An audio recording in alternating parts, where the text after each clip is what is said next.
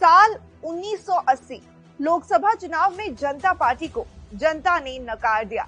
1977 में 295 सीटें जीतने वाली जनता पार्टी 1980 में महज 31 सीटों पर सिमट गई और इसी साल 4 अप्रैल को जनता पार्टी से अटल बिहारी वाजपेयी और लाल कृष्ण आडवाणी सहित पूर्व जनसंघ के सदस्यों को निष्कासित कर दिया गया। इससे ठीक 2 दिन बाद यानी कि 6 अप्रैल 1980 को दिल्ली के फिरोजशाह कोटला मैदान में एक नए राजनीतिक दल की घोषणा हुई, जिसका नाम था भारतीय जनता पार्टी। आज ये पार्टी देश में अपने 42 साल पूरे कर चुकी है और लगातार आगे बढ़ रही है। तो चलिए जानते हैं देश की सबसे बड़ी पार्टी की पूरी कहानी। भाजपा ने 42 सालों के इस सफर में कई अहम पड़ाव देखे हैं। 1980 में पार्टी के गठन के बाद 1984 के चुनाव में बीजेपी केवल 2 सीटें ही जीत पाई।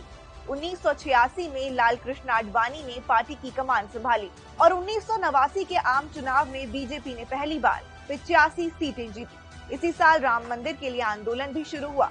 राम मंदिर निर्माण में समर्थन का आश्वासन दें, सब लोग जुट जाएं, ये राम मंदिर निर्माण के लिए है। 1990 में बीजेपी अध्यक्ष लाल कृष्ण आडवाणी ने सोमनाथ से राम रथ यात्रा शुरू की और बिहार के समस्तीपुर में उन्हें गिरफ्तार कर लिया गया, जिसके बाद हजारों कार सेवक 30 अक्टूबर को अयोध्या पहुंच गए। इस दौरान पुलिस ने कार सेवकों पर गोली चला दी और विरोध में बीजेपी ने वीपी सिंह सरकार से समर्थन वापस ले लिया।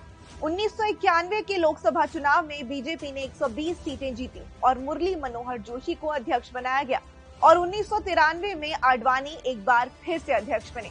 बीजेपी 1993 तक यूपी, दिल्ली, राजस्थान, हिमाचल प्रदेश और मध्य प्रदेश तक फैल गई थी और 1995 तक कर्नाटक, आंध्र प्रदेश, बिहार, उड़ीसा, गोवा, गुजरात और महाराष्ट्र में भी बीजेपी दिखने लगी थी। अब ये एक राष्ट्रीय पार्टी बन चुकी थी। 1996 के आम चुनाव में 161 सीटें जीतकर बीजेपी लोकसभा में सबसे बड़ी पार्टी बन गई और अटल बिहारी वाजपेयी देश के प्रधानमंत्री बने। पर बहुमत न जुटा पाने के कारण 13 दिन बाद ही उन्हें इस्तीफा देना पड़ा। इसके बाद जनता दल की अगुवाई में गठबंधन की सरकार बनी, लेकिन वो भी नहीं टिक पाई। 1998 के मिड टर्म इलेक्शन में बीजेपी ने एनडीए नाम से गठबंधन बनाया। इसमें समता पार्टी, शिरोमणि अकाली दल, शिवसेना, एआईएडीएमके और बीजेडी शामिल हुए। अटल बिहारी वाजपेयी 272 सांसदों के सपोर्ट से दोबारा पीएम बने। 1999 में अटल सरकार की अगुवाई में भारत ने करगिल युद्ध जीता और इसके बाद हुए लोकसभा चुनाव में एनडीए ने 303 सीटें जीती। अटल तीसरी बार पीएम बने और एनडीए ने पहली बार 5 साल सरकार चलाई। 2004 में अटल बिहारी ने 6 महीने पहले ही चुनाव करवा लिए, जिसमें एनडीए सिर्फ 186 सीटें जीत सकी और कांग्रेस की अगुवाई वाले यूपीए को 222 सीटें मिली और बीजेपी को केंद्र की सत्ता से बाहर होना पड़ा। 2008 में बीजेपी ने पहली बार कर्नाटक विधानसभा चुनाव जीता और पार्टी ने पहली बार दक्षिण में किसी राज्य में सरकार बनाई। फिर 2009 में लोकसभा चुनाव हुए, लेकिन इस बार भी बीजेपी सरकार नहीं बना पाई। पार्टी को महज 116 सीटें ही मिल पाई। 5 साल बाद साल 2014 में पार्टी ने नरेंद्र मोदी के चेहरे पर लोकसभा चुनाव लड़ा और पहली बार 282 सीटों के साथ बहुमत हासिल की।